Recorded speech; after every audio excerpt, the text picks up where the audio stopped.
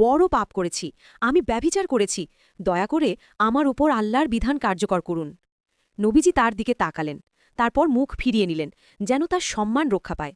তিনি বললেন, ফিরে যাও, হয়তো তুমি ভুল বলছো, অথবা তুমি বিভ্রান্ত।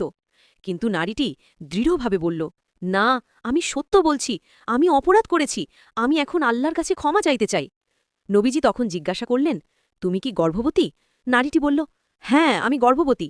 নবীজি বললেন, তাহলে এখন ফিরে যাও, সন্তান জন্ম দাও, এখন তোমার শাস্তির সময় নয়। দ্বিতীয়বার আগমন। কিছু মাস পর নারীটি সন্তান জন্ম দিল। সে আবার নবীজির কাছে এসে বলল, আমি সন্তান জন্ম দিয়েছি, এখন আমার ওপর আল্লাহর শাস্তি কার্যকর করুন। নবীজি জিজ্ঞাসা করলেন, তোমার সন্তান কি এখনো দুধ খায়? নারীটি বলল, হ্যাঁ, সে এখনো দুধ খায়। নবীজি বললেন, তাহলে যাও, তাকে দুধ খাওয়াও যতদিন না সে দুধ ছাড়ে। তৃতীয়বার আগমন। প্রায় 2 বছর পর সেই নারী আবার এলো। কোলে তার ছোট্ট সন্তান, আর সে নিজ হাতে রুটি চিবিয়ে শিশুর মুখে দিচ্ছে। সে বলল, দেখুন, আমার সন্তান এখন দুধ ছাড়িয়েছে, এবার আমার ওপর আল্লাহর বিধান দিন। নবীজি তখন সাহাবীদের বললেন, এই নারী এমন সত্যবাদিতা দেখিয়েছে যা অনেক মানুষ দেখায় না। এরপর শরীয়তের নিয়ম অনুযায়ী শাস্তি কার্যকর করা হলো।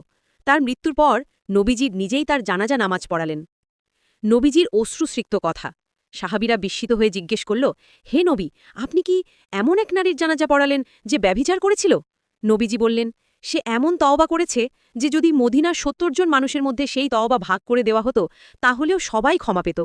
সহি মুসলিম, হাদিস নম্বর ১৬৯৬। এই ঘটনার শিক্ষা: ১. আল্লাহর দরজা কখনো বন্ধ হয় না। যত বড় পাপই করা হোক, সত্যিকার তওবা করলে আল্লাহ ক্ষমা করে দেন। ২. সত্যিকার তওবা মানে শুধু মুখে ক্ষমা করো বলা নয়, বরং হৃদয় থেকে অনুতপ্ত হওয়া, আবার কখনো সেই পাপে না ফেরা এবং নিজেকে পুরোপুরি আল্লাহর হাতে সঁপে দেওয়া। ৩. গামিদিয়া ছিলেন এক সাহসী ও ঈমানদার নারী, যিনি আল্লাহর সন্তুষ্টির জন্য নিজের জীবন উৎসর্গ করেছিলেন। একদিন এক নারী নবীজির কাছে এসে বলল, হে আল্লাহ নবী, আমি একটি বড় পাপ করেছি, আমি ব্যভিচার করেছি, দয়া করে আমার উপর আল্লাহর বিধান কার্যকর করুন।